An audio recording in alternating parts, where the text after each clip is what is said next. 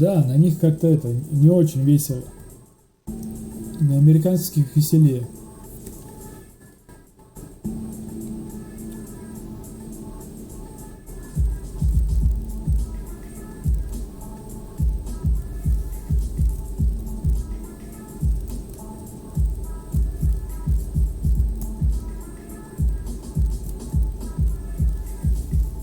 Можешь вот сюда перейти. Там не через камеру. Там нормальный захват экрана.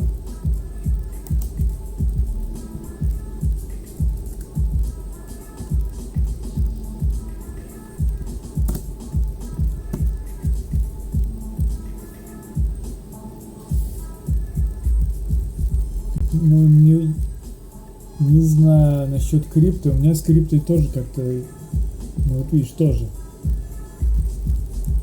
Там нихуя вот не видно на этом.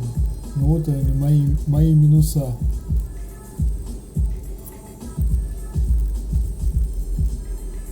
Крипто, блять, это очень такая странная тема.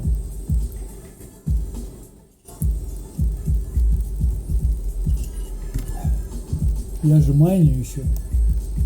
Вот у меня 3 фермы запущены.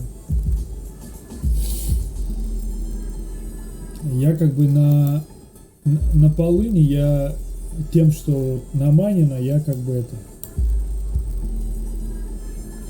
Тут или надо сидеть постоянно.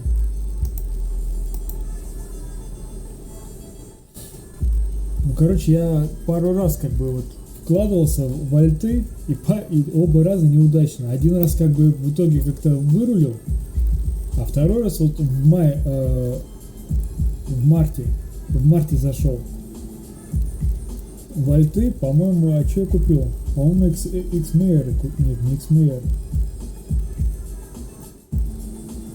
Zcash я купил. И, короче, только я купил, и он полетел вниз. Вот так и сижу с тех пор, жду пока это.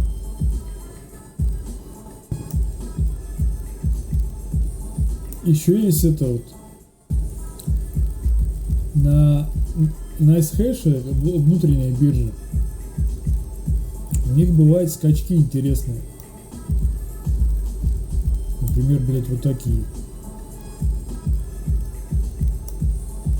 Но я как бы еще ни разу не поймал такой скачок.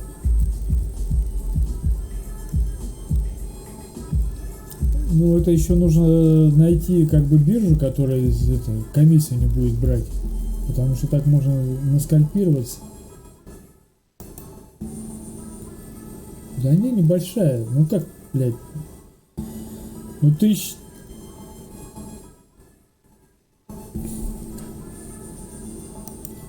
Короче, где-то...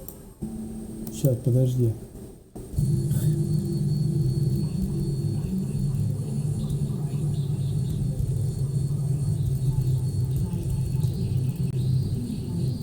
Вот там, короче, есть внизу ссылка на файл. И там, по-моему, есть затраты. По-моему, 1300 она мне обошлась. Причем я по минимуму покупал. И, короче, она уже сколько? Второй или уже 3-й год пошел. По-моему, 2 уже года прошло. Короче, она до сих пор не окупилась.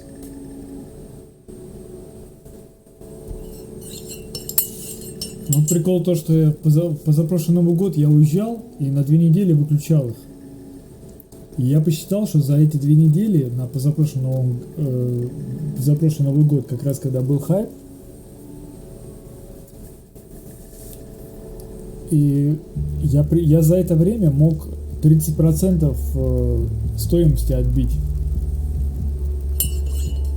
А как бы, когда вернулся, как раз пошел спад, и потом вообще все рухнуло нахер. В феврале, по-моему.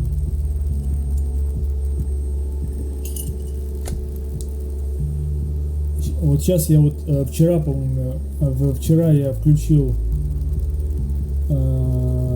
как бы и днем стал включать ферму, ну потому что как бы на улице холодно, батареи выключили, они у меня как обогреватели работают. Вот видишь, это вот на 980-х Ti, 76 градусов. Стоит он на кухне, жужжит, греет. И эти две, это вот у меня под ногами стоит, и она же стрим сетап. Это вот там стоит. Короче, с ними прям я батареи вообще всю зиму не включал. Ну, зима как бы теплая была в Москве.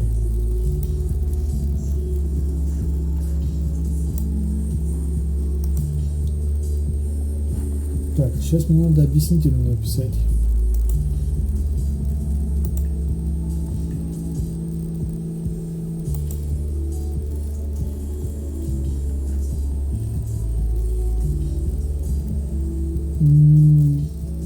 Ну, как бы вот сейчас чуть поднялся профит, сейчас она, я посчитал, как бы она, ну, чуть больше. То есть какой-то небольшой плюс дает, если круглые сутки. А так, да, только ночью на ночном тарифе.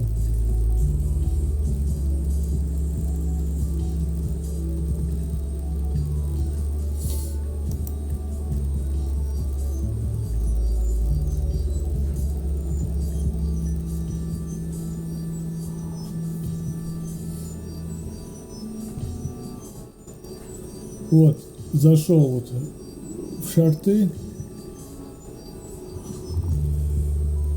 и они, блядь, и они начали расти, блядь, с какого хуя, ну, особенно PayPal, не рос, вот у него в феврале был максимум, и в феврале как бы все говорили, что типа у всех максимум, вообще исторический максимум, типа, блядь, столько много никто так не стоил. И до февраля как бы прям вот в лонгах прям нормально получалось. Все росло, а я все смотрел, блядь, куда оно растет. Все растет и растет. И давало больше, чем крипта, особенно Тесла. Потом все наебнулось. И потом пошло вот так. И вот здесь я зашел в шорт. Где-то вот здесь, по-моему. Ну, короче, я думал, что типа, ну, блядь, куда оно будет расти? По идее, должно отыграться вниз. А ну как давай расти. Вот здесь как бы еще был шанс выйти и вот с плюсом. Но тоже испугался.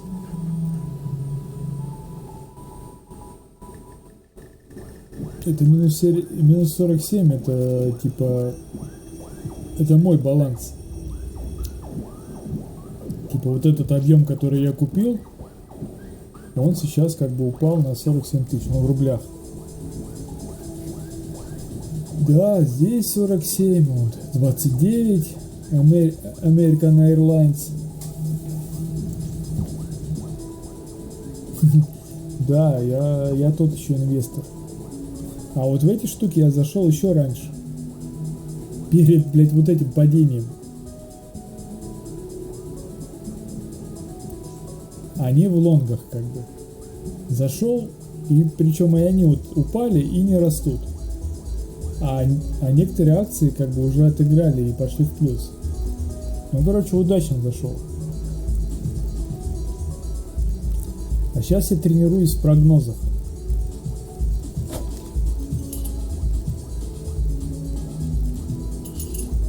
Ну, в смысле это. Я понял, что как бы вот так вот на бум как бы вообще не вариант заходить. Потому что что-то как-то попадало. Ну как анализировал? Я, блядь, смотрел такой, ну, наверное, оно куда-то туда сейчас пойдет. Не, у меня получалось как бы, вот на растущем рынке вообще кайфово.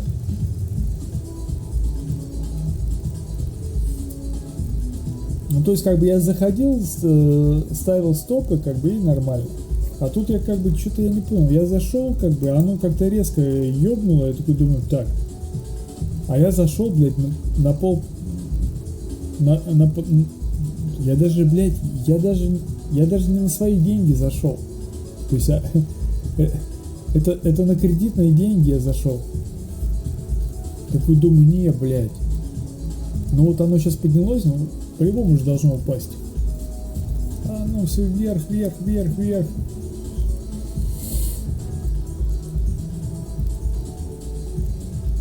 Не, ну как, тут как бы смотришь, типа такой, ну, Блять, кстати, а где мои графики?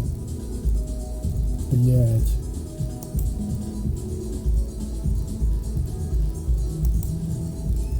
Алло, верните графики.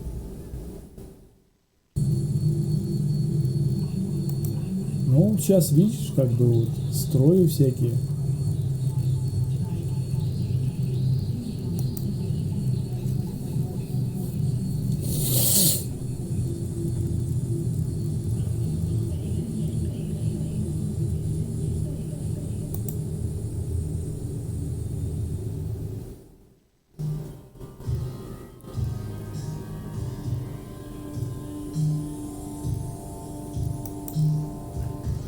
Ну вот, кстати, по поводу теханализа. Вот здесь он...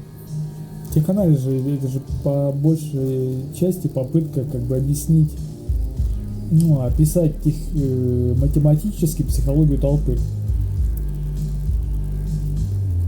И по идее в крипте оно должно работать. И оно как бы нормально работало, пока туда не пришли регуляторы. И как пришли регуляторы, там сразу какая-то херня началась. Запустили же какой-то фьючерсы на биток. И как фьючерсы запустили, все. Сразу появились эти манипуляторы мощные. После фьючерсов, по-моему, где-то месяца 3 или 4 вообще флэт был на битке. То есть там как бы такое движение, как бы чуть-чуть вверх, чуть-чуть вниз, чуть-чуть вверх, чуть-чуть вниз. И оно такое чуть-чуть, что даже, блядь, там особо не заработаешь. Не, ну нахуй Форекс. С валютами вообще как бы там вообще какая-то непонятная ситуация. Тут хотя бы, блядь, что-то как-то более-менее к реальности привязано. А эти валютные пары это полный пиздец. Там надо все время свое тратить, сидеть там.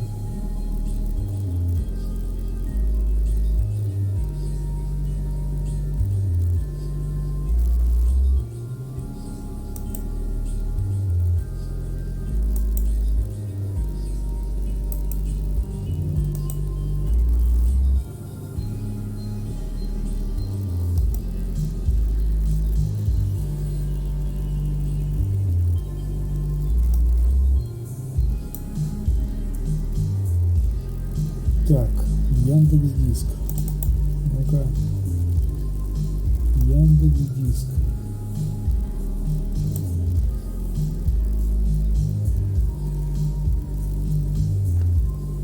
Что за загрузки? Загрузки. Ну-ка, давай.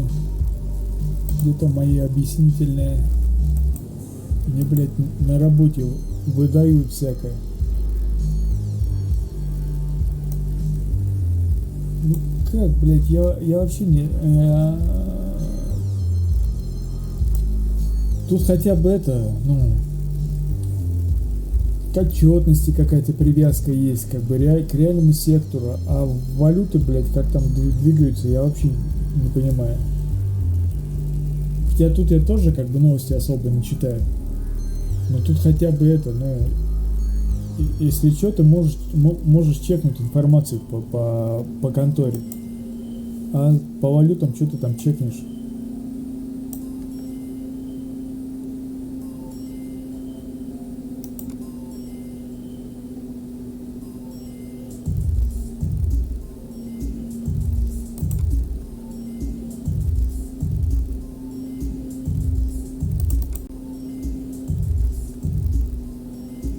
Блять, меня плющит, это пиздец.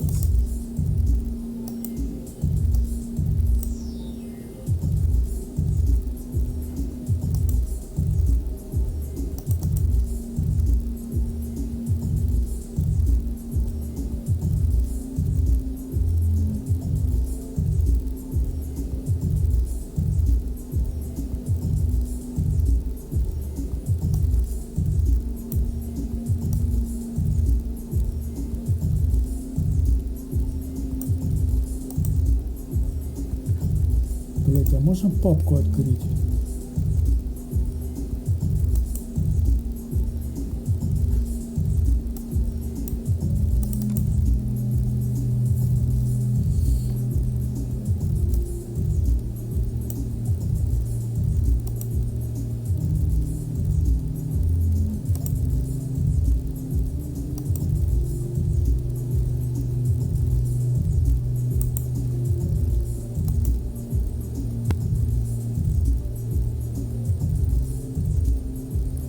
Да какого хуя ты черный лист-то показываешь мне?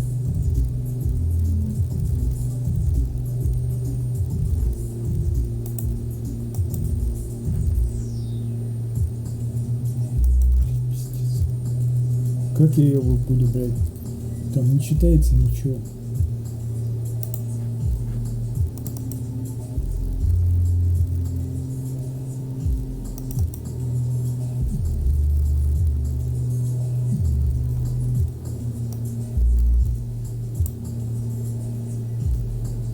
Тоже мне будешь черным показывать?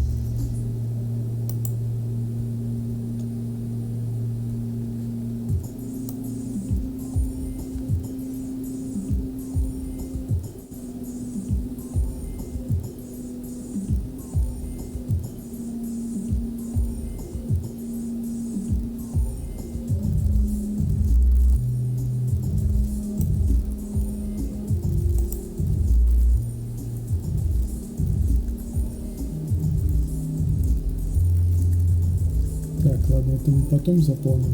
Надо суть. Текст.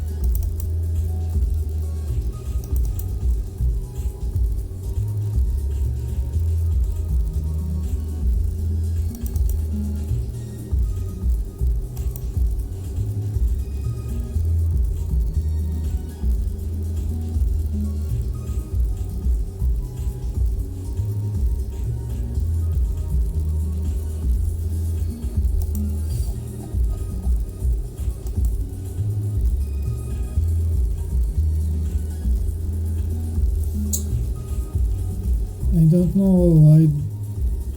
I don't look in.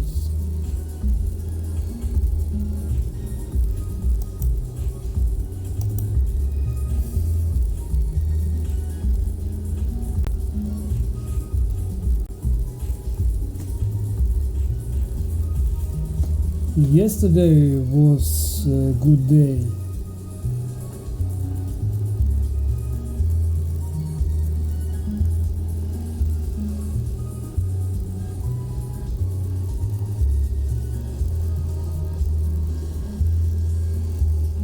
Several tickets has 10-11% grow up. Wait a minute.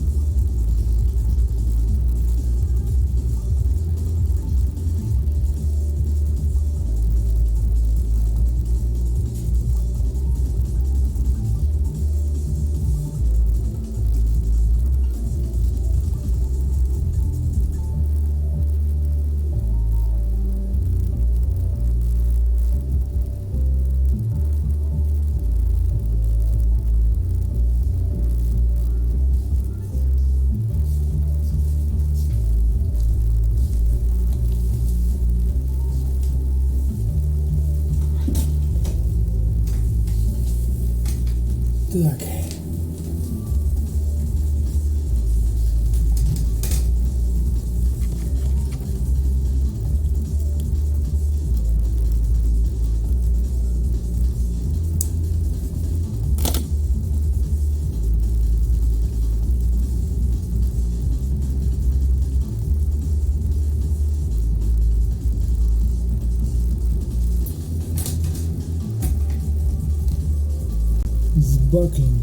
Сбаклин. Ты ж по-русски говоришь по-любому.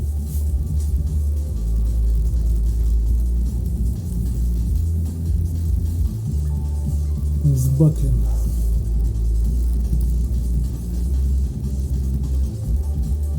Так, ладно, помчали. Надо составить прогноз.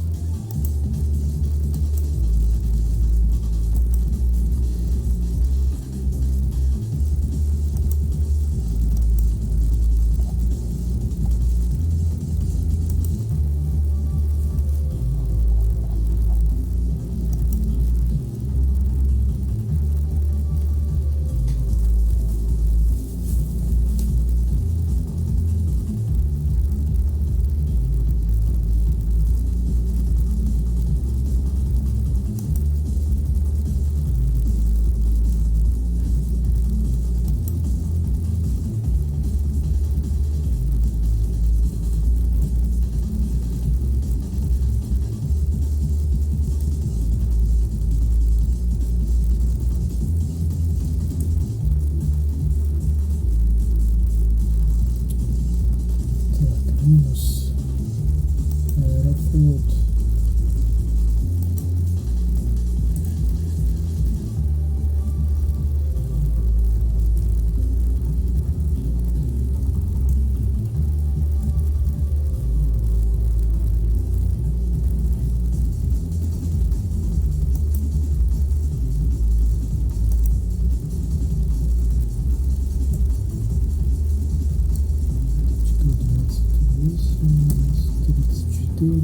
Так, надо включить видосик.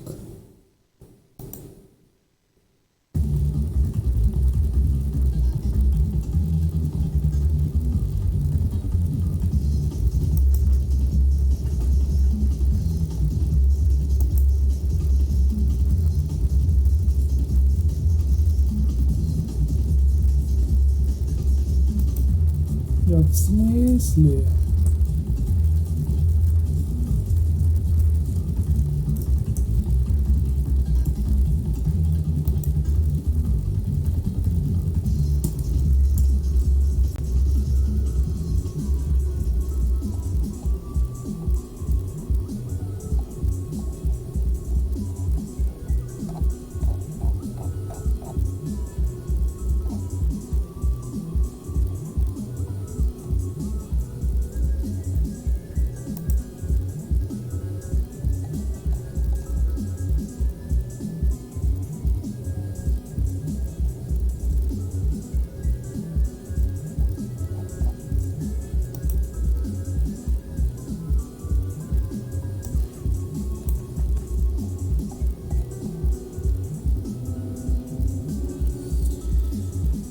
Да, не густо.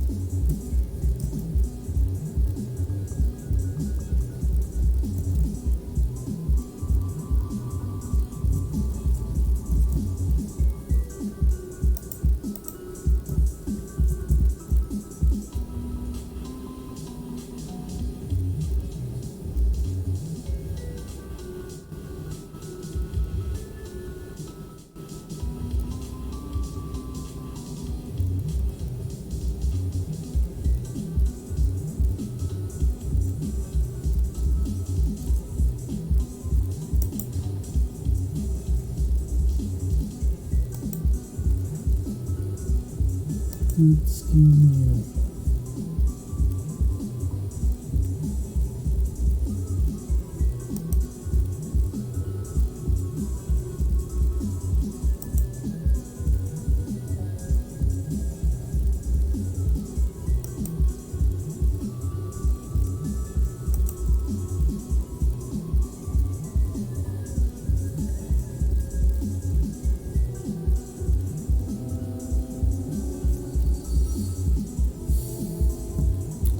Странно себя ведет.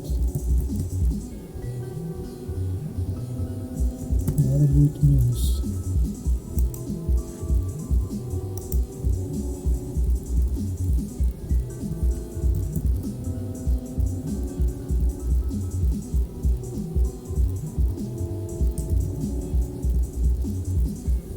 Видео.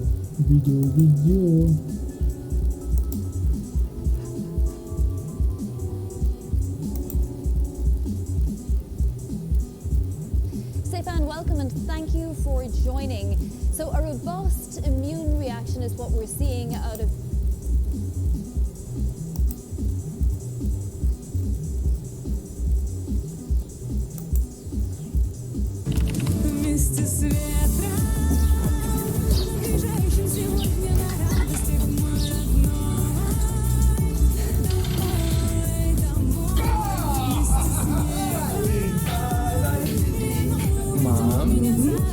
Радуй тех, кто дорог, с готовыми видеоответами от Google. Given that the COVID pandemic has really caused a lot of harm to state revenue, with New York State believing that tax revenue can plummet 68%, I do want to talk about what kind of financial impact it's going to have on states that are already in very precarious situations. Lawrence, let's start with Illinois here, given that it's kind of the poster child here for some of the distress, even before some of these coronavirus issues came into play. Sure, thanks for having me on, Sonali, and certainly interesting times in the muni markets across the board, from high grade into high yield and into stress situations, which we focus on. You know, Illinois has been quite the topic of conversation even before the crisis, as you mentioned. very challenged to borrow at efficient levels. You just look at the markets. For example, Illinois is issuing debt just under the 6% all-in yield. By way of comparison, Michigan or Connecticut are in the 2.5% range, and so debt already is expensive for Illinois. Now, it's important to keep in mind that a big state issuer like Illinois has tools available to it for downturns and challenges. So they can raise taxes, they could reduce services by cutting expenses, etc. They could access some government programs, and we don't know what's coming, but that really is out of their control. And so this will be one to follow. Illinois had problems pre-crisis. I would say those problems are pronounced post-crisis through two main drivers: increased costs, providing health care, etc., and reduced revenues, less activity, less income, less taxes. And so that will be a tough situation, we think. There is a prospect here that has been raised in the middle of this crisis, and however unlikely, I still want to ask you your opinion on any sort of likelihood of a state going bankrupt. And if not a state, then what size of state in the U.S. might be in such a stretched financial condition here that it would have to file for bankruptcy? Well, I think, as a preliminary matter, you have to keep in mind the structure of the muni market and how different muni bonds are dealt with. So at the highest level, the apex issuer is the large state issuer. By the way, prohibited from filing Chapter 9, so there would have to be some other resolution in place to administer an insolvency proceeding. But states, those issuers have lots of tools at their disposal. I mentioned raising taxes, reducing services, accessing stimulus, etc. And so we think it's likely out of the money to see a large state file for bankruptcy, certainly within the next year or so. But I'll point something out that I find interesting. The credit default swap market, which attempts to handicap the risk of a default, would tell you that, for example, Illinois is a credit that could be compared to maybe Vietnam or Pakistan, or if you like, South Africa or Turkey, Brazil, Guatemala. These are credits where the CDS rates imply the likelihood of a default within 5 years. For example, Illinois currently reads at a 67% likelihood of default. Now, if you're asking me, do I believe that? That's a different question. But the market is telling you something. So speaking of, another thing you had mentioned once to me before is if not Illinois or not a whole state going bankrupt, although that CDS point is enormously interesting. In the nearer term, what about housing authorities, airport authorities, counties, anything less than a state? Yeah, that's where sort of the rubber hits the road. So I mentioned that states have a multitude of tools at their disposal. Not similar to states, the asset-backed portion of the muni market, called the revenue bond market, is often secured by a singular asset and the proceeds from that asset, like a senior care facility, a housing facility, student housing facility, infrastructure asset, etc. Their tools for coping with downturns, irregularities like the one we're facing are much more limited. That's an area we specialize in. And again, I would say credit work around investing in those sorts of project finance bonds, revenue-backed bonds, is very important. More important today than it ever has been.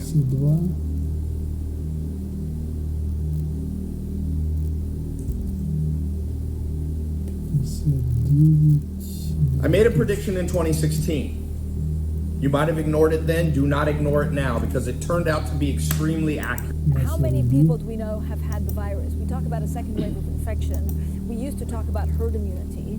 How many people are now immune to it? Well, there's been a few studies now that we have this new antibody test that can detect prior infection. The news isn't great, actually. On average, it's only about 1 in 10 people have been exposed to this virus. which leaves, of course, a whopping 90% of people vulnerable.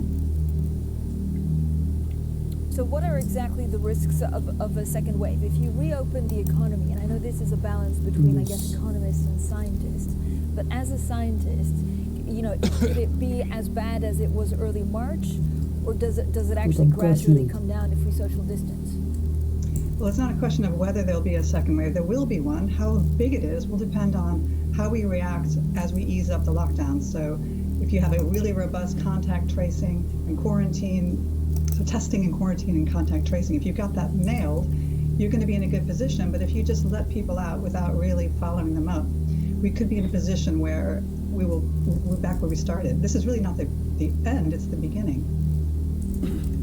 Dr. Rohn, as you state, it's been a most difficult week. Yes, there's glimmers of good news out of Germany. Folks, just as one example, the Washington Post puts a chart on their cover every day, and just simply the last 3 days in the United States really haven't been good. Dr. Rohn, the President of the United States in Pennsylvania in the last 24 hours has announced that testing is maybe not that good, that maybe it's, quote, overrated. As a scientist, with your work on cat viruses, with your path-breaking work on how cells die, explain to those of us that don't know what you do, what you're focused on right now with this pandemic. Well, as I mentioned before, tracing and testing is absolutely crucial. There's no way we're going to get this under control without it until we have a vaccine. The vaccine is at least 18 months, 2 years away. So it's important because when you let people out, if you don't catch the ones that are infected and stop them from contacting others, we'll be right back where we started. So testing, it cannot be overemphasized. And if you look at all the countries, like for example in Asia, that are really good on this, they're doing great. The countries that aren't good at it aren't doing great. And that correlation is not a coincidence. How do you respond to those who suggest with cell phones that tracing is an impingement of rights? Well, I mean, if you have to weigh this against, you know, the societal benefit of being able to contain this incredibly bad pandemic. So people will die and the economy will keep tanking if we don't get it under control. So obviously we want to strike a balance between personal liberties and tracking the virus, but honestly, I think everybody just wants to conquer this virus. Do we have medicine to be able to treat it effectively if people do become ill? Are we in a better place now than we were six weeks ago? Well, obviously we have remdesivir, which has been approved for use, but this will only cut the time that you're in hospital by a few days. Obviously it's better than nothing, and it will hopefully help relieve pressure on healthcare systems, but it's certainly not a magic bullet. There are dozens and dozens of other candidates coming through the pipeline, but as yet, none of these are what we need for an actual cure or prevention. Jennifer Rohn, how would you describe, you know, the UK government's efforts to stem the virus so far? Well, I think that they acted too late on the lockdown, and you know, hindsight is brilliant, but I think that could have happened quicker. Now we're relaxing the lockdown. I think we're going to be more cautious. I'm hoping that all of the contact tracing and apps that are being developed now are going to be effective, but actually I don't think they're quite ready yet. Most people think they're not really going to be seriously bedded in until next month, so we just have to watch and wait. What should we be watching for? Is it number of infections? I mean, is the ideal, I guess, way of dealing with this in reopening slowly whilst making sure that there's not too much pressure on the health service so that our people in the front line can stay safe, but also if you're sick and require a hospital bed, you have access to one? I mean, those are both really important points. I think the infection is going to roll. We have no herd immunity. We're nowhere near herd immunity. We don't even know if herd immunity will occur once we're at 50%, which is the magic number. As long as people get infected, keep getting infected, we're going to have that % chance of death. And yes, we have to keep that curve flattened so that we don't send everyone to the hospital at the same time. How do you respond, doctor, and this is more a public health issue, to the idea that we're supposed to become less socially distanced by wearing masks, oftentimes cheap masks, and maybe latex gloves? How does a pro like you respond to that quote-unquote protection? Well, the mask thing has been evolving, as you know. Initially, everybody said no, they're rubbish. You don't use them. Now we're saying maybe you should. To be honest with you, I mean, anything is better than nothing. If you have any barrier over your face, if somebody coughs or sneezes, there's just been a study showing that talking can emit virus particles, and they can linger for 14 minutes in the air. So I think a mask is a good idea, and especially on public transport or other enclosed places. Latex gloves are only as good as your behavior. So if you touch something, you pick up some virus, and then you touch your face, it's game over. So yes, latex gloves can help, but you have to train yourself not to touch your face afterwards.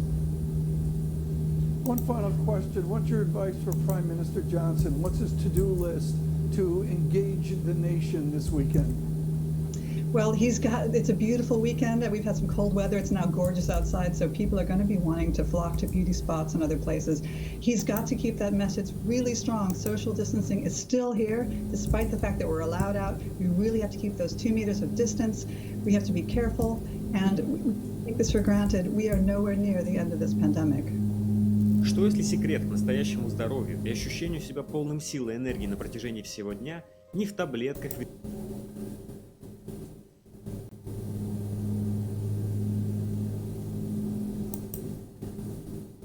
Well, some economists are now talking about the fact that our jobs and lives will be changed forever after the pandemic, and among them, Harvard's Kenneth Rogoff and Carmen Reinhart. It's on the Bloomberg. It's a great article, and I encourage everyone to go and check it out.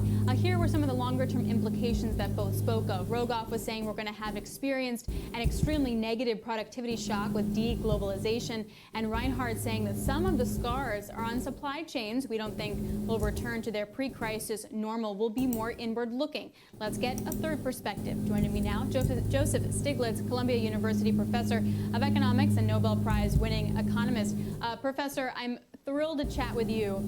What do you think? Rogoff and Reinhart weighed in. They're correct. There are some more elements.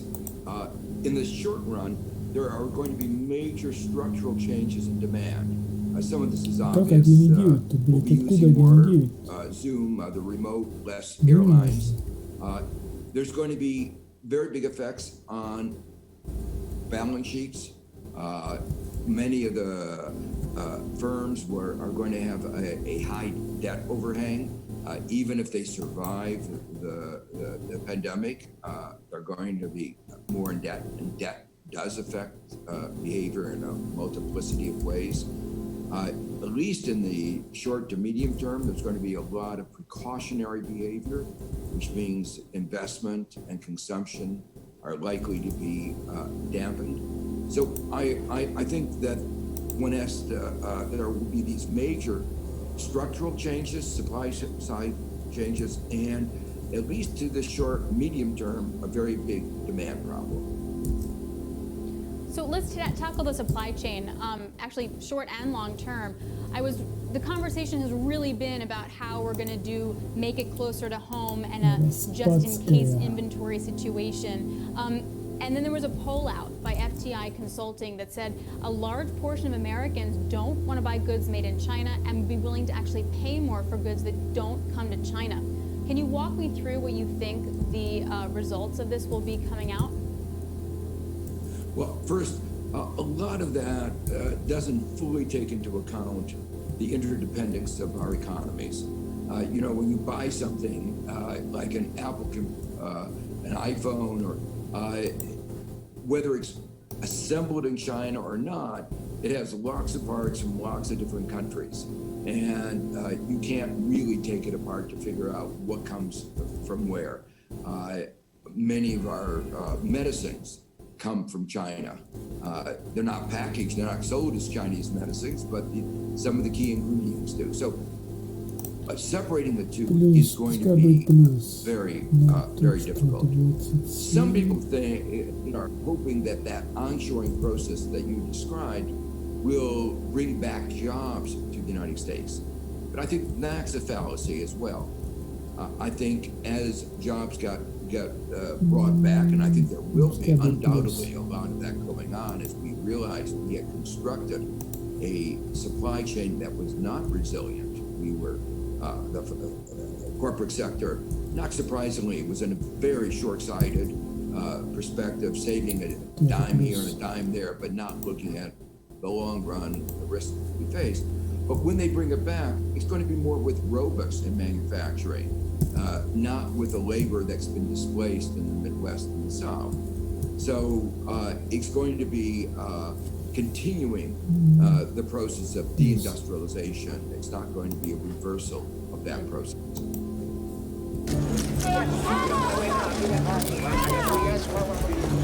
Okay, it's Anna Winter.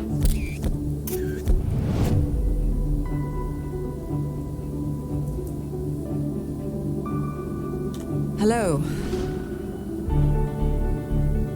I know many people are curious about who I am and how I approach my work. Okay, off the table. Okay. This is a class for those who want to understand my leadership style and then understand the experiences that have helped me become an effective leader. Love that page. Triple thumbs up. You need someone who can push you, that isn't pulling you back. I do not believe in micromanaging. It's important to empower those that are working with you because you are nothing without a good team. It's really, really important to surround yourself with a team whose opinions that you trust, who are not in any way frightened of disagreeing with you, and you have to listen. Possibly the most important meeting that we have is the one that we have when we all come back from the shows. I would love for you to come with us to one of these fashion meetings. There is always a time when you know you have to break the rules. This cover was a deeply controversial cover, but Kim and Kanye were part of the conversation of the day, and for Vogue not to recognize that would have been a big misstep. You are leading, you are not following, and that's a very important lesson to always keep in your mind. You are driven by your heart, you're driven by your talent, and you're driven by your instinct.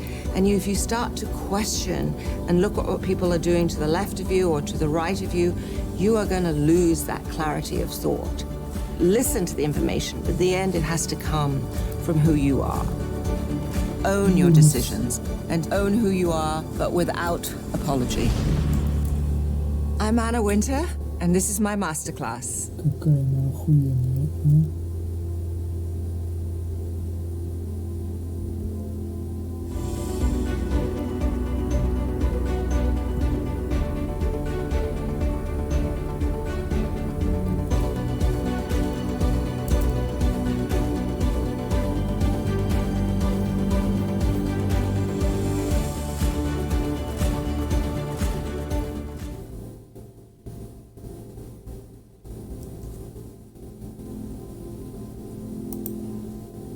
Переводите бизнес на удаленку? Да, Подключите «Плати QR» от Сбербанка и Сколько принимайте можно? оплату по QR-коду без терминала. Комиссия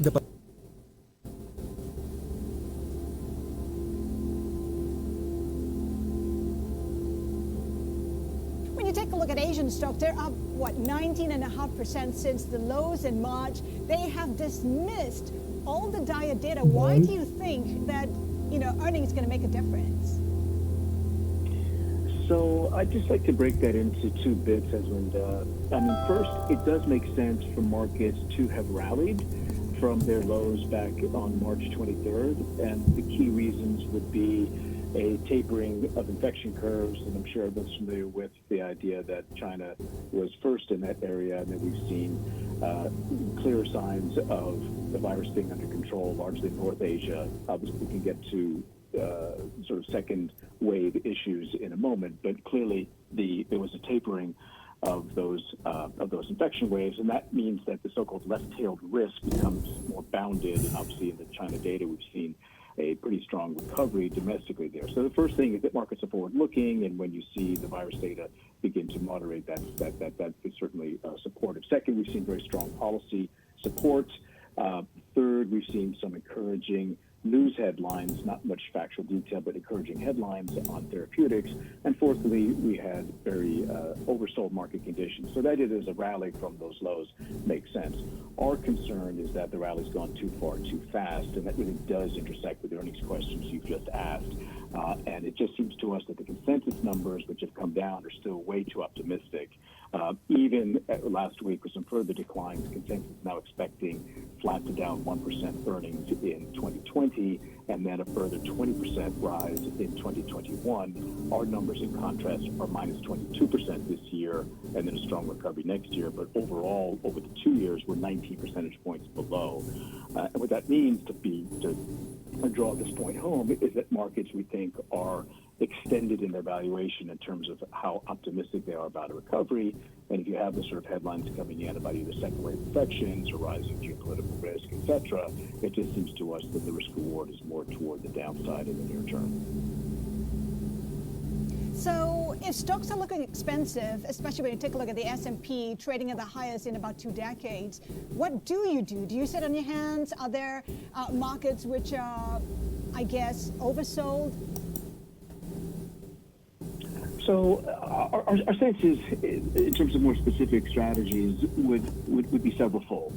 One, in the short term, for those investors who are able to, some sort of hedging of downside risk seems to us to make sense, especially with volatilities having come down, therefore the pricing of downside protection having come in. For those investors who are longer term in their focus, then our sense is that within the market there are some very attractive themes that we continue to like. For example, in the Asian region, we have a variety of baskets that are up on Bloomberg, and they emphasize the themes such as secular and stable growth, the companies with more reliable earnings, companies with stronger balance sheets, and companies that have a secure dividend yield given the lower for longer interest rate environment that we're in. So there are definitely areas of the market that we like overall, and we would recommend to longer-term investors. Our just sense is that we're probably going to see some downside risks to the overall level of the indices in the near term. Tim, just go to one side for a second and have a look at palladium, gold, and silver. We're seeing silver and palladium up nearly 6% at the moment. Big gains also for gold. Normally, these are havens, and we see money flooding into them. It's not really happened so much this time, but we're seeing money going into these. What does that have any read-through from an investment point of view? Are people actually now getting a bit scared and perhaps hearing your words here about things going up too fast? Well, I mean, they're definitely, gold has been relatively stable, and gold, of course, is the long-standing, through many thousands of years, store of real value. I think one of the themes that's in the market, and I've been talking about this with investors on multiple occasions recently, is that there's concern that with effectively unlimited quantitative easing that we're seeing in the United States or in Europe, et cetera, that there's concern about ultimately currency debasement as you have budget deficits blown out and as I said, significant expansion in monetary base, and therefore gold tends to be the relative safe haven in that environment. So I think that would explain some of the underlying demand for gold. For silver, platinum, palladium, and so on, the prices of those particular metals does tend to be more geared toward or driven by underlying demand supply for the industrial or other usage of those metals. They're less considered or traded as a pure store of value. So I think that the story driving those would be somewhat different than that for gold. And overall, the virus is one thing, and then this war of words between Washington and Beijing has kicked off. It's getting more and more vociferous here. Now, is that going to be the big wall of worry for the markets as opposed to the pandemic as we also get and move towards the November election? Well, we do think that is a near-term fresh downside risk, Rush. And we noted this in a piece we did a couple of weeks back that, and this goes back to Linda's question about the markets kind of looking through concerns about earnings and so forth. So what would it be that could bring them down? Our sense on the downside catalyst, beside those EPS downgrades, would be a slower, less powerful macro recovery. So if the market's pricing in a pretty strong V-shaped recovery, if there's any sense that that's less powerful than the market's expecting, then obviously there could be some sell-off on the back of that. Second infection waves, which we touched on, so-called second-order effects like bankruptcies or unemployment and credit stress. But then to your question, the last catalyst would be intensifying U.S. friction along trade, or now it's topical along the technology frontier with further constraints on semiconductor shipments to Huawei in particular. So that is likely to remain in focus, as you mentioned, in the lead up to the U.S. presidential election in early November. And so I think that is a kind of a fresh intensification of a risk that the market had become quite complacent on. Just finally, in terms of how we monitor that on a daily basis, we have an indicator, again, it's up on Bloomberg, which is our U.S.-China trade tension barometer that is based upon how various segments of the market are pricing. And that was up at a quite optimistic level of 90-95% a few weeks ago. It's still high, but it's begun to tip over, and it's now just suggesting sort of 85% probability of successful trade outcome. So it looks like the market is beginning to price this risk, but hasn't sort of fully done so. And that's why we think there may be some further downside along this axis. Tim, I want to take a look at oil. It's rallied, and investors are expecting a rebalanced oil market by June, July. How do you play the theme of oil? Well, thanks for asking the question, because it's something that our commodity strategists have been particularly focused on. We were quite bearish on oil, and now we think that the market's beginning to rebalance. And of course, we've seen a rally in oil from the spike lows that we saw a few weeks back to trading in Brent terms around about low 30s per barrel. Just on Friday, we released a new updated sector views piece for Asia, where we neutralized our underweight, our longstanding underweight on energy and chemicals, the related sort of energy areas. Even after the rally that we've had, it's still the worst performing sector year to date. And importantly, we reckon that the energy stocks are discounting a current oil price of about $35 a barrel. So I think they've priced in the recovery that we've seen, but we don't think they've priced in some further improvement and rebalancing in oil. So our commodity strategists think that oil could be higher next year. We think that potential further increase has not yet been baked into the stocks. So we think that there's still some margin pressure on the downstream stocks, but the upstream ones are, if the oil does as we think it will be somewhat better. So on balance, we're neutral to the sector. We think that from a stock picking standpoint, there's some opportunities within it.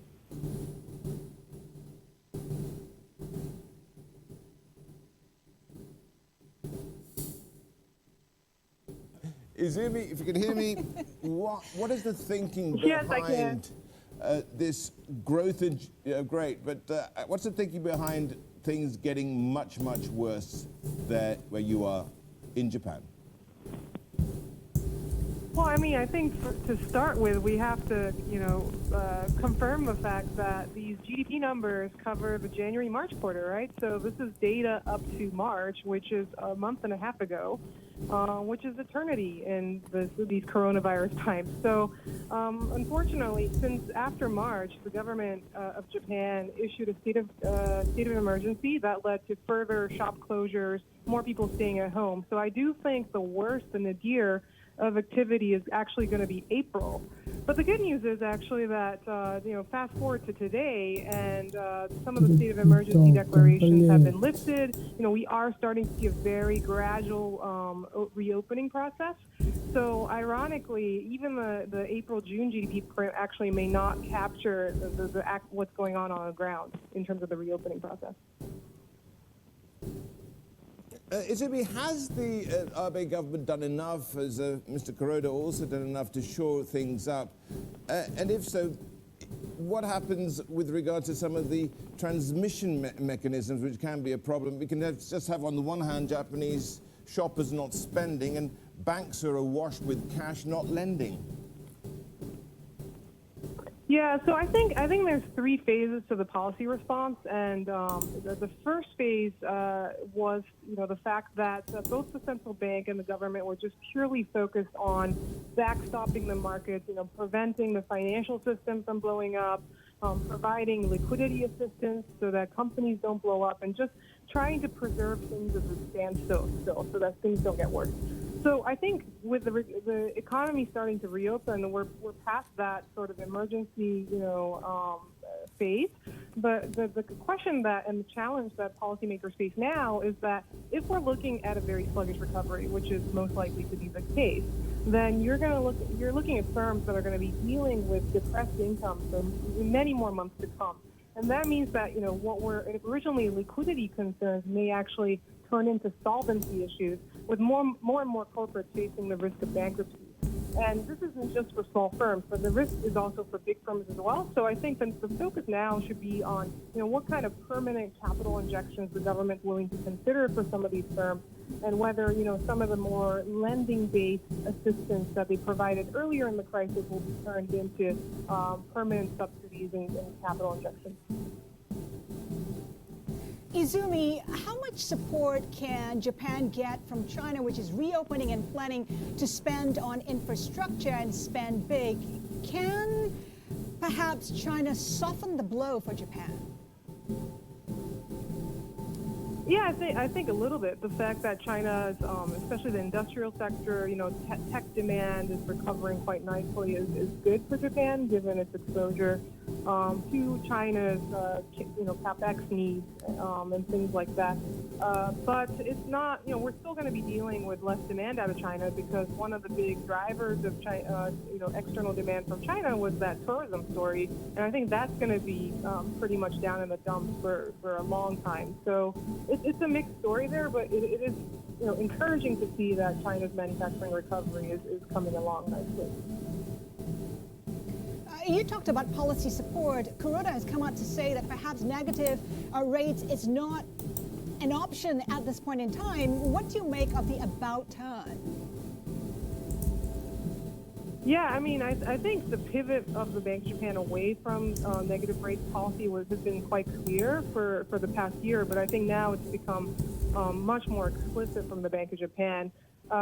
I think the idea is that with interest rates, already very low, and banks facing challenges with their business models, now is not the time to deliver further negative rates and put pressure on financial intermediaries, which really need to step up if we want this, this recovery process to take place. So the Bank of Japan is focused more on QE right now, and some of the market interventions that it's been doing. So I think the risk of further rate cuts in Japan is quite low, but they're going to still have to, focus on the corporate bond purchases, commercial papers, and this new funding for lending program that they're working on right now.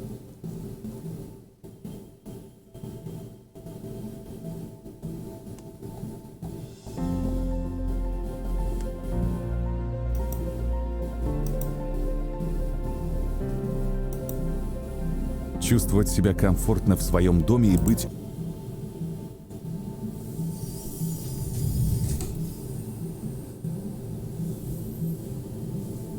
We are getting more news about a reshuffle at the top levels of SoftBank as well. Jack Ma resigning from SoftBank Group board on June 25th.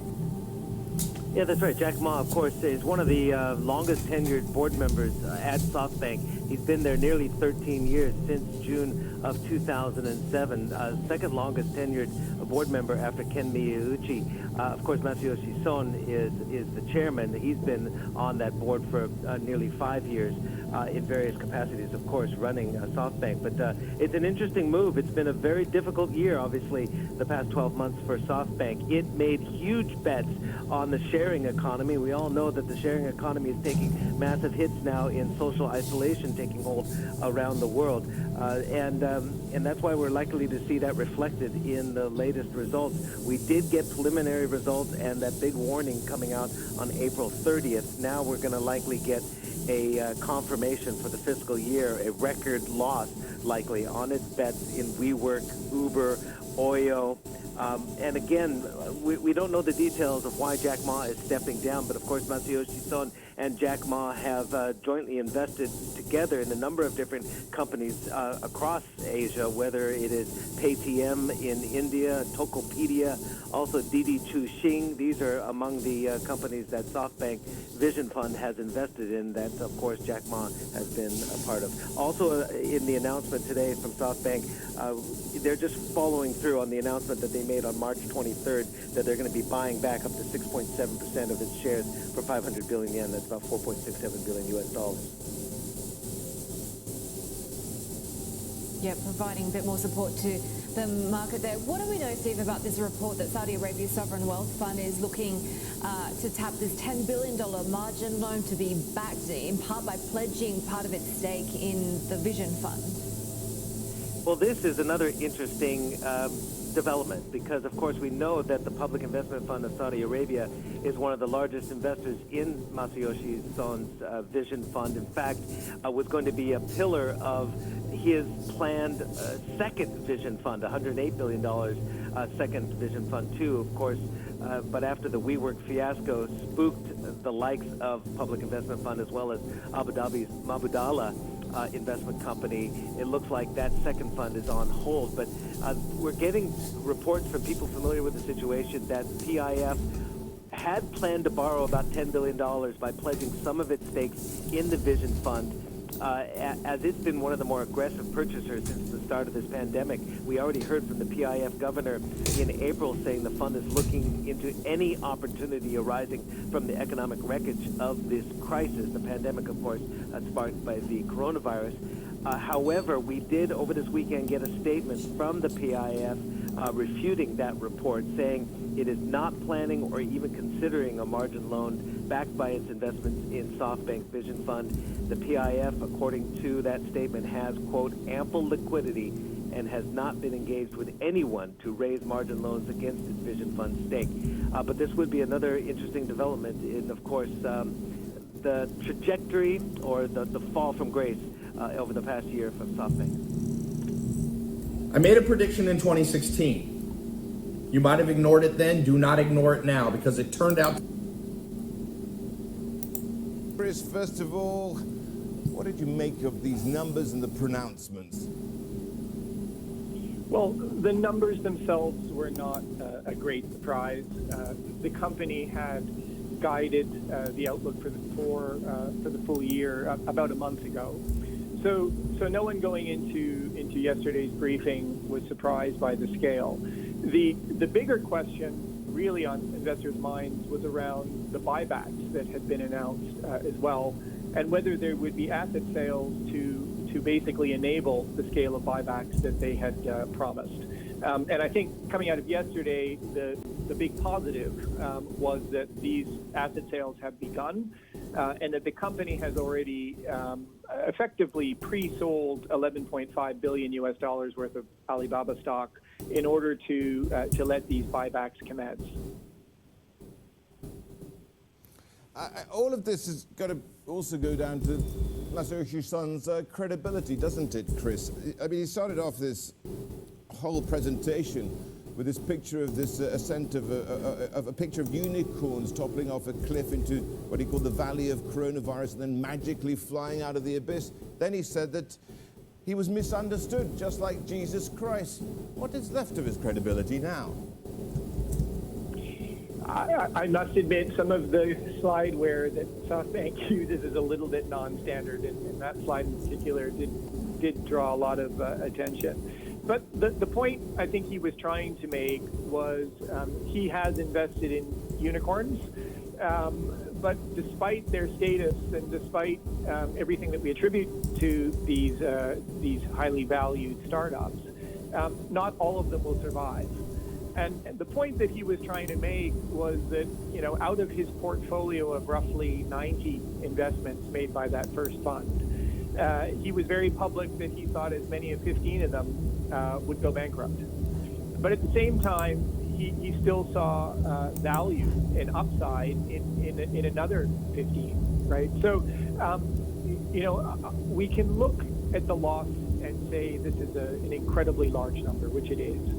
But if you actually go back and look at the cumulative investment that has gone into the Vision Fund, which is $81 billion over the last 3 years, the current value of the fund after all the write-downs is $80 billion.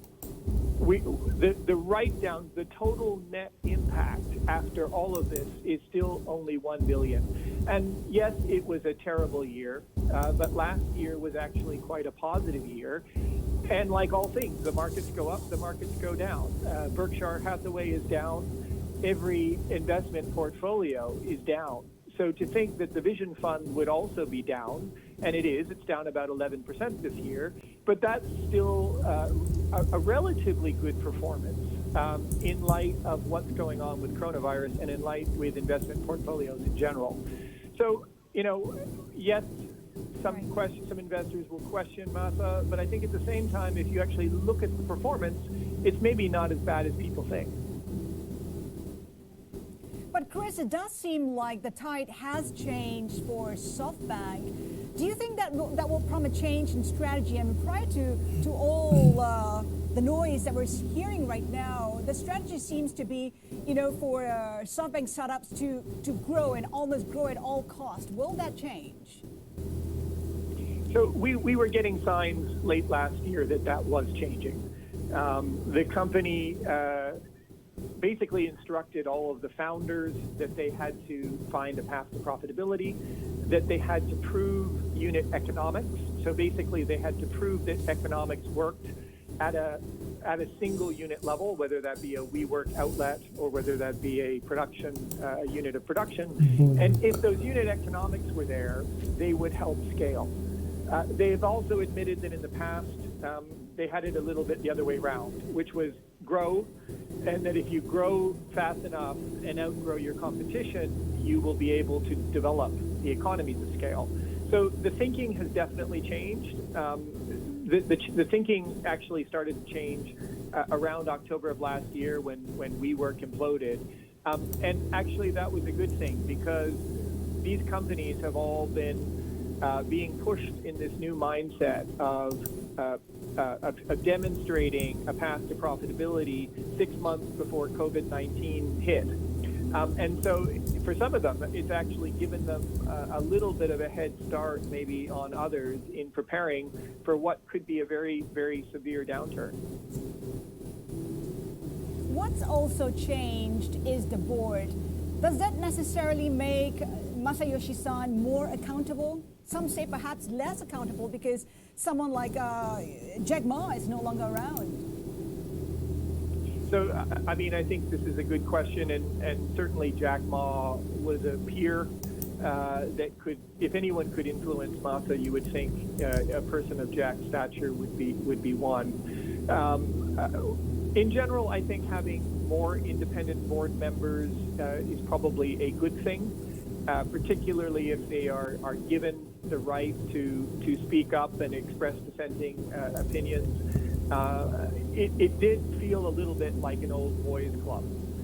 And you have to remember, Masa still owns 25% of the company. And so, even a dissenting board is still going to ultimately probably concede on something that the founder and majority owner wants to do.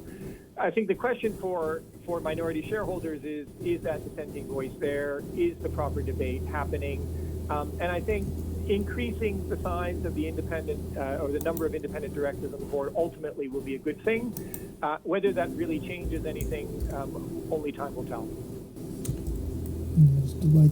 But time will tell if it's a success in the long term, Chris, won't it? And you are of the belief that it will be a success, but it'll be contingent on finding a couple of big winners here. And looking at the stable that they have, are you confident?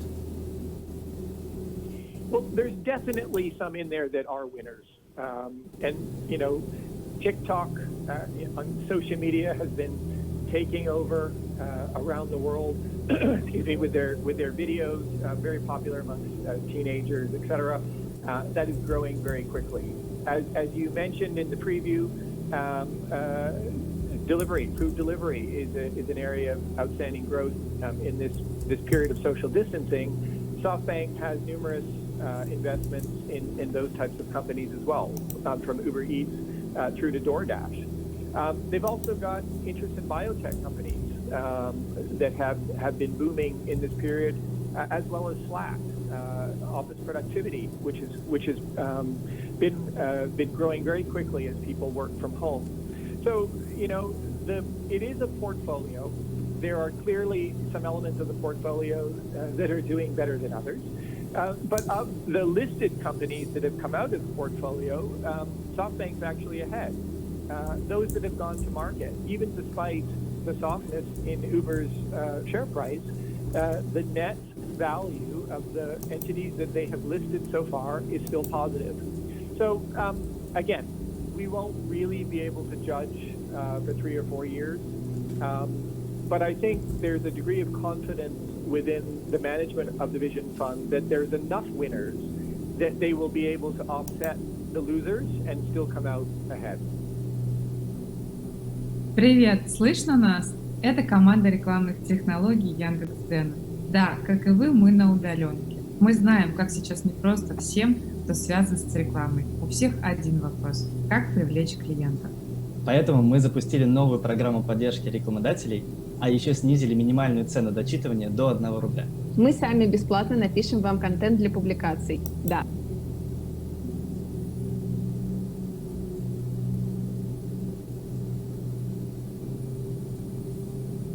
How much is there in dry powder ready for deployment, and how soon could we see some transactions? Because I can't imagine the market being too active right now when there are so many restrictions. Well, the restrictions are the big deal in a lot of cases. People can't go out and look at, you know, buildings if they're going to buy them. And if you're going to buy something that's, you know, a few $100 million, you want to actually go and look and make sure that the doors work, the windows shut, all that kind of stuff. And there is $328 billion, according to Preqin, in dry powder, and that's just private equity ready to buy real estate. But, you know, they need a lot more clarity in the market before they start putting that money to work. And some of the players, John, presumably are those who will also feel the pinch. I'm thinking particularly Brookfield, which has a lot of big retail tenants. It has a lot of commercial property and maybe an uncertainty about the future. How are players like Brookfield playing it versus those who are just new to this or have a pure private equity interest in it?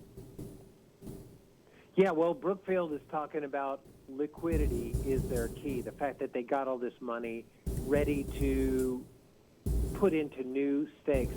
I mean, people are going to have to be doing sort of multitasking who have any exposure to real estate now. They've got projects out there that are threatened. As you mentioned, Brookfield, they've got a lot of shopping malls that are, you know, seeing no business right now. They got to get those up and running. They may be filled with a lot of tenants who are filing for bankruptcy, like Neiman Marcus or Forever 21 or, you know, name your retailer. So they have to both work out those issues, which Brookfield said they got $5 billion in a, quote, retail revitalization fund. At the same time, they're looking for deals out there from other distressed sellers. And those distressed sellers are kind of waiting. I mean, nobody wants to sell it at a distressed price. So they're waiting to, you know, either see if they can hold on or get a good price.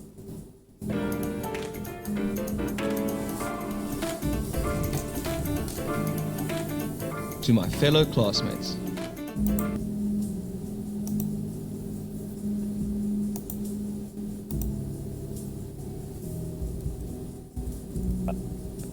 As a nation, we have temporarily withdrawn from many kinds of economic and social activity to help slow the spread of the virus. Some sectors of the economy have been effectively closed since mid-March. People have put their lives and livelihoods on hold, making enormous sacrifices to protect not just their own health and that of their loved ones, but also their neighbors and the broader community. While we are all affected, the burden has fallen most heavily on those least able to bear it. The sacrifices we're all making represent an investment in our individual and collective health. As policymakers, we should continue to do what we can to help cushion the blow.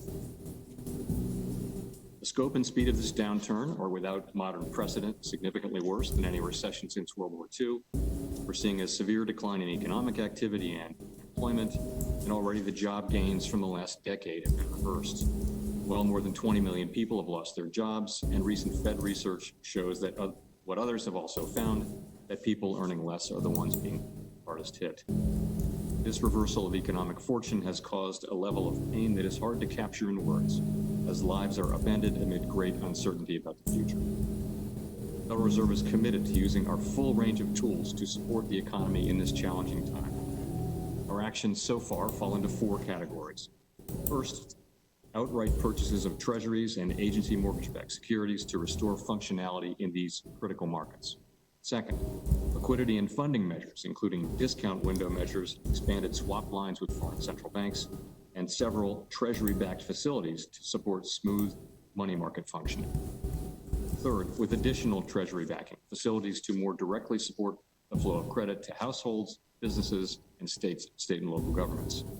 Fourth, temporary regulatory adjustments to encourage and allow banks to expand their balance sheets to support household and business customers. So far, we have created 11 facilities under Section 13.3 of the Federal Reserve Act to support liquidity, funding, and the flow of credit. All of these facilities have been undertaken with the approval of the Treasury Secretary, and many of them are supported by funding from the CARES Act. I've discussed these facilities in greater length in my written statement, which I've provided to the committee. At the Fed, we're committed to transparency, particularly in deploying our emergency powers. Public faith in our operations depends on that transparency. Всем привет! До связи команда рекламных технологий Яндекс.Дзена. Да, как и вы, мы работаем на удаленке, и мы точно знаем, как нелегко всем тем, кто связан с рекламой. Все думают о том, где же найти клиента. Ваши клиенты тоже в онлайне. Это значит, что самое время создать новый спрос и привести на сайт уже заинтересованных пользователей, которые прочитали про вас целую статью в Дзене. Поэтому мы запустили новую программу поддержки рекламодателей, а еще снизили минимальную цену дочитывания до 1 рубля. Мы сами бесплатно напишем вам контент для публикаций. Да, вот этими ручками.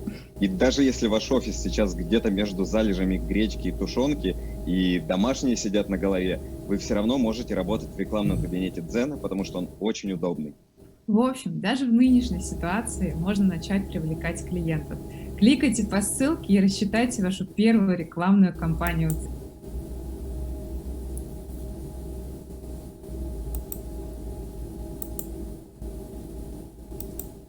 Last time we spoke was about 6 weeks ago, and you said you expected a rough second quarter, down maybe 25%, some rebound in the third and fourth quarter, and then the economy really getting back to full steam sometime in 2021. A lot's happened in that 6 weeks. Has your view changed? Well, David, our view hasn't changed, but it comes back to what I said before. This is a healthcare crisis. And as you're starting to see the healthcare crisis be mitigated, not solved yet, you're starting to see the economy start to recover, and we can talk about that. But the approach to winning the war against the crisis for us has been a customer-centric, community-centric, employee-centric move. And so we've been out there driving it. We've been supporting our clients and trying to make sure they have the credit and capital to do what they need to do and help them through this trough of activity in the second quarter. And you can see that in the loan balances extended to PPP loans and other things we've done. We've helped our consumer clients through waivers so they have the ability to have better cash flow in a house. We've helped our teammates by saying no layoffs so they know their job is secure, and then getting them safe and working from home. And then we've helped our communities by contributions of $100 million in CDFI investments, which are community development financial institutions, at $250 million, of which about $170 million is already out. So all that is offsetting the impacts of the current second quarter downdraft that you've seen with the unemployment numbers, and we don't see it much differently. It's just that we're starting to see us come out the other side of this, frankly. So we have heard from the Federal Reserve, and they've expressed some concern, at least, that as this pandemic continues, there may be some threat to the overall system. And specifically, they talk, for example, about commercial real estate. Are you seeing some parts of the market that are particularly vulnerable on the credit side? Remember that the U.S. economy is going to be dependent on the activity of the consumer base, and And so you always have to start there when you talk about the U.S. So even though we have this year from the Bank of America research team, which is the best in the world, being minus 5%, 5.5% this year, plus 5% next year, the real question will be how do consumers behave. And what we've seen since the low point in the first couple weeks of April, in terms of everything, in terms of their spending because of the stay-at-home edicts, in terms of their borrowing activity, in terms of the transfer of money, you saw all that fall to a lowest level. And obviously things like travel and hotels and things are most affected. But as you've seen steadily, as you went through the third week of April and on into the first part of May, you're seeing their activities pick up even in the states that are still under stay from home. And you're seeing the activity pick up much quicker in the places they're going back to work. And so for the month of May, we're seeing it down about 2, 3, 4% versus last year. For the year to date, it's down a couple percent. And that's the question. The length of this is going to be how the consumers behave, given the high levels of unemployment that you've seen published. When people get back to work, jobs coming back in, the stimulus payments, which are all hitting the street over the last few weeks, and how it all works together to see if the consumer's behavior changed. And when you hear Governor Chair Powell and others, the concern I have is have we changed consumer behavior as we look out across the next 4, 5, 6 quarters. Well, that is a key question, maybe the key question, Brian, clearly. When it comes to the consumer, I know you've already taken about $4.8 billion reserve against credit, possible losses. Given the level of unemployment, which is really quite stunning, do you think that's going to be enough? Every manager knows keeping track of your team's day-to-day workload is a challenge. Well, what you've seen so far is with the consumer help, we've granted about 1.5 million payment deferrals. But if you look at the actual interesting statistics, about 35 or 40% of the people asked for a credit card payment deferral went ahead and made their payment. And if you go and look at those consumers, what you see is because of the leave aside the issue of where the money is coming from, you're seeing higher balance in our account. And that's because the stimulus between the EIP payments, between the enhanced unemployment, these measures taken by Congress and by the administration and by the Fed have worked to offset the unfortunate aspects of very high unemployment. And so far you're not seeing the delinquencies and things rise. You've seen payment deferrals increase, but you're seeing them start to level off and come down in our book. And so we expect to see charge-offs coming later on as this thing goes on. But the reality is right now you're not seeing the kind of credit damage that you'd expect to see with this amount of downdraft and activity. The question is what happens next, and that's what we're all watching. And to that very point, you said in the past China, to some extent, may give us some indication. We've seen numbers coming out of China, Brian, that indicate industrial production has come back pretty quickly. Oil consumption is coming back as well. But on the other hand, consumer maybe not so much with retail sales. Does that give you cause for concern back here in the United States? Well, it does, because the question is how do you change behavior? So when you saw China, you saw, they went into this earlier, they locked down earlier, they came out earlier, and, we're back in our, offices in China moving from 50% of people back to work to 80%. So you're starting to see normalization of activity, and then the question is what's the underlying activity in restaurants and shopping and things like that. And so you saw an immediate burst of activity as they opened back up, and you see it fall back down. And that's what we have to watch in the United States is there'll be a burst of activity in some of these places as people who have been in their homes for 5, 6, 7, 8 weeks go back out and do things, and then will that sustain? And that's where you need to look more fundamentally on things like car purchases and things like house purchases and see where they start to end up over time. But remember, the baseline projection for most people is the economy doesn't get back to its current size until you get to sort of the end of next year. That's the definition of recovery. But each quarter from this quarter forward is increased economic activity, and what we have to make sure, and all the policies and stimulus have been put in place, are making sure is that despite the very high unemployment, despite the issues of who's unemployed, despite the issues that we need to get people back to work and the human toll of all that, the stimulus is offsetting it. It is an attempt to offset that, and you have to see that play out over time. Brian, you have something like 180,000, I think, people working from home right now. You talked about what you're doing over in Asia. When do you expect them to come back, and how? And by the way, how many? Will they all come back? Well, the idea is we've always had people who worked outside the standard office setting, and that's something we do. there's a great debate, will this change forever the workforce in America and where they want to work? We'll see that play out, but that is further out there. In the near term, we have been open every day. We have not shut down, except for the branches we closed out of concerns to keep our teammates safe in those branches, which is about 40% of the branches.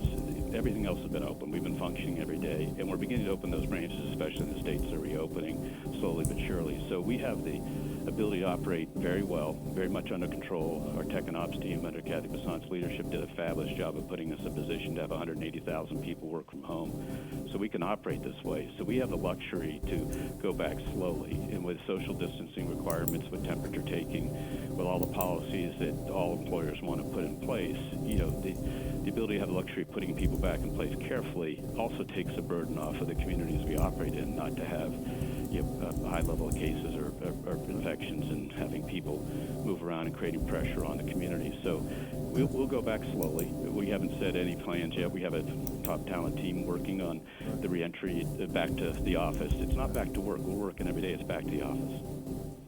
Yes, sure. No, I understand. Brian, finally, we're going to hear from Federal Reserve Chair Jay Powell today as part of the CARES Act, a report on that. He's been doing a fair amount of talking already. What would you like to hear from Chair Powell today?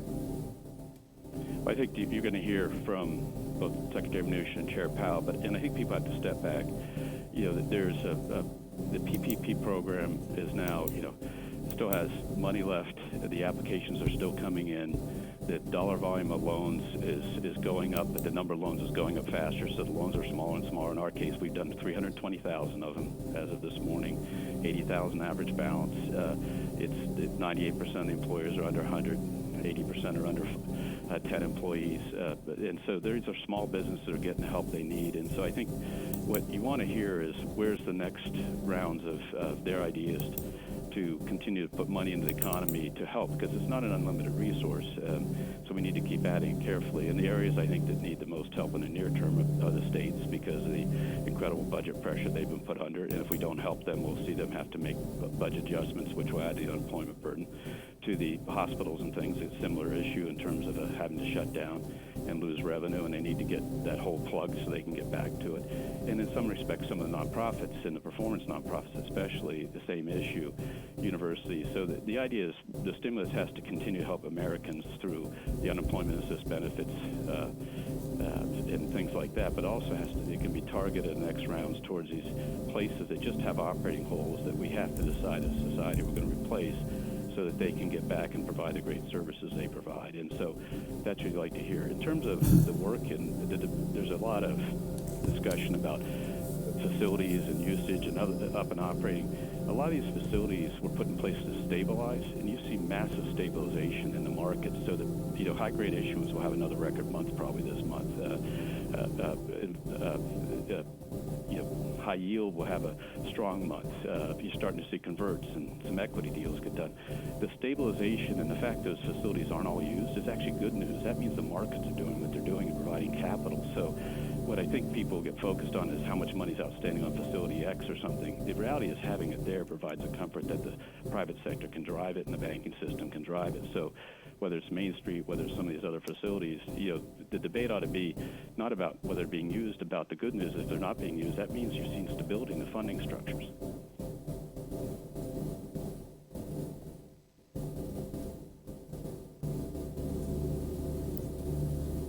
Obviously, want to focus on the news yesterday from Moderna working towards a vaccine. What do we need to know about how quickly something that may work on a small portion of test patients before it can get to us? Well, what we need to know is, first of all, that it works in a small number of patients. And it's exciting that the immune response has been a robust one. So we need to increase the number of patients to, first of all, see what kind of short-term, medium-term side effects there are, to see which is the best dosing, whether it's a single dose or a double dose.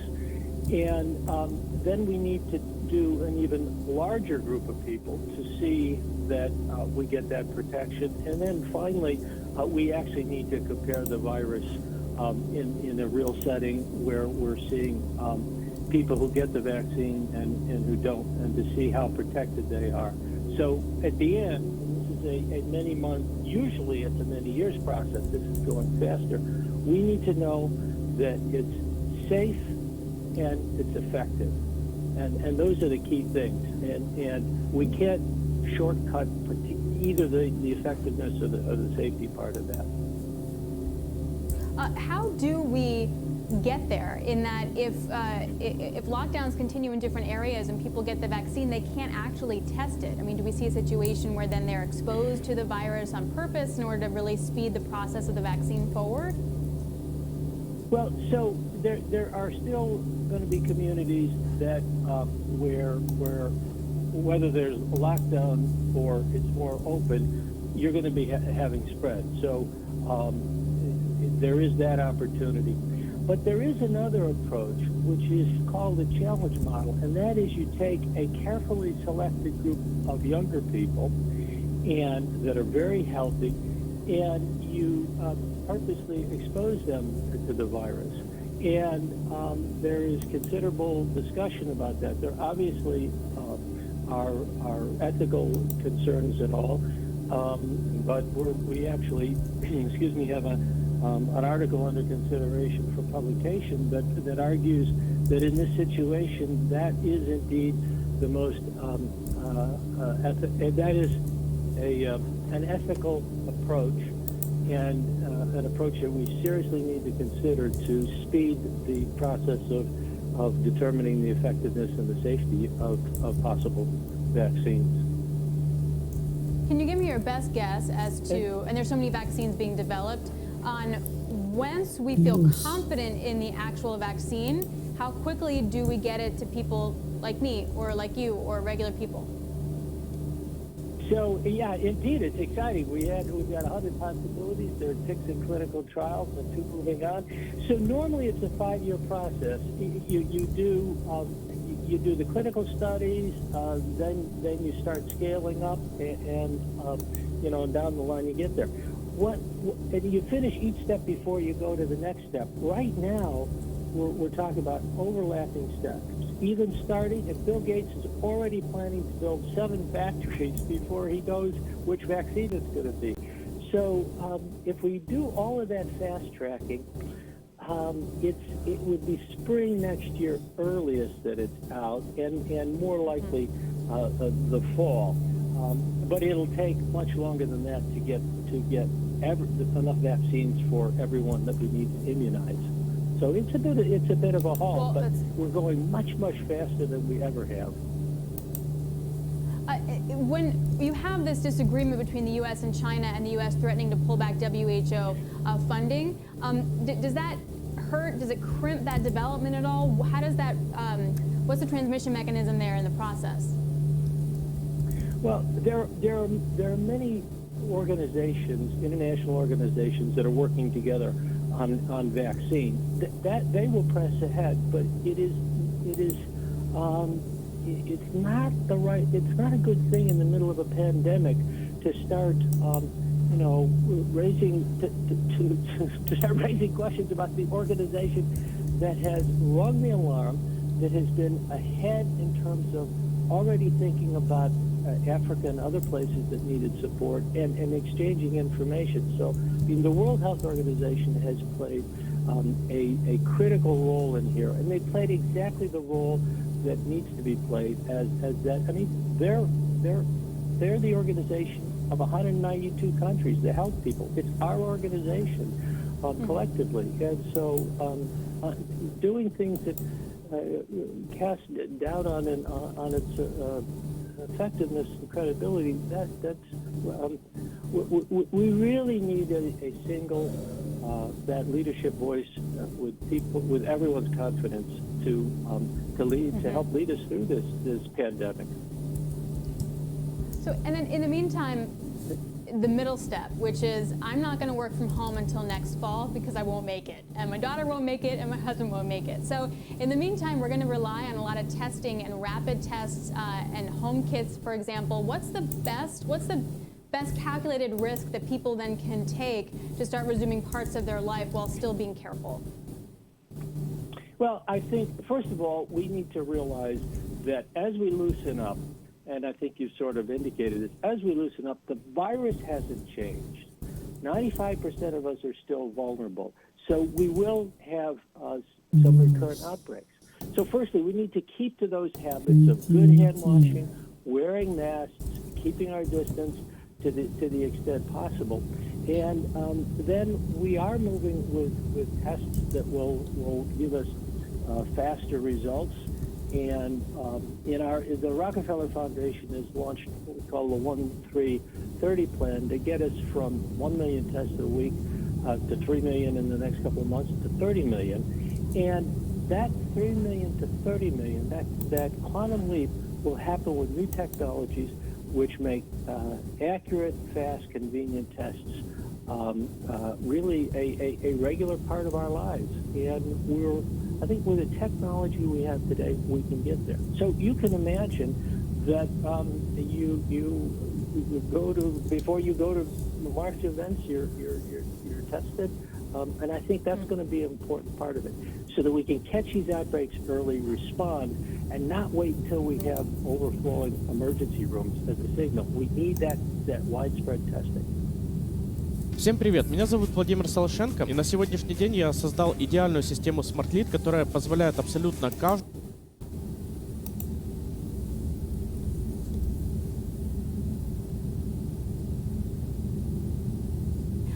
So you wanted an extension of the Small Business Paycheck Protection Program, but President Trump talked about therapies and vaccines and a tax cut. So what did you leave the meeting thinking? Well, Alex, thanks for having me this morning. Yeah, it was a very impactful meeting from our perspective. I think we went in. There was a number of us from the restaurant industry, independents as well as others that run bigger chains. And our focus, and my focus in particular, was to be able to share with President Trump and the administration the challenges that our franchisees, that our small business owners, the challenges that they faced over the last 60 days through the height of the pandemic. And I was, and I think all of us were very appreciative of the work that the White House and the folks on Capitol Hill did to quickly move to be able to get the CARES Act and PPP in place. Right. But one of the things that was important for us was to be able to see an extension of the deadline by which to use those funds for payroll for another 24 weeks, because we think it's going to be critical in order to allow restaurants to have the time to work through the reopening plans in their communities and then hire back all their employees. Right, so did you get it? Did you get assurances for it? You said it was impactful, but like I said, it feels like the rhetoric that President Trump came out of it with was talking about vaccines and a tax cut. That's not the same thing as extending the program and letting you spend more money on other things than just payroll.